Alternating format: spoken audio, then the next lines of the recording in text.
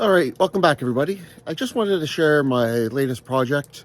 So it's a container for to put birdseed in, and I'll just show you here.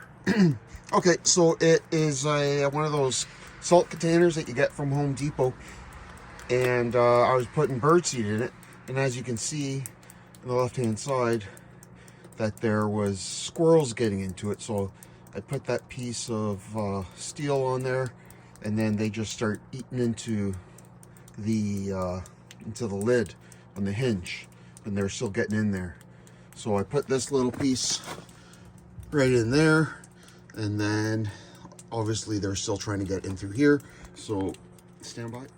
So this is what I've come up with now. So I just got angle iron. I drilled some holes into it.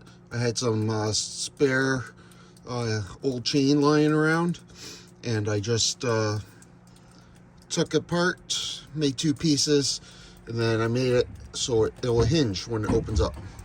So anyways, I'm not able to attach this and film it at the same time, but I'll show you the finished product. They even got in and ate my scoop.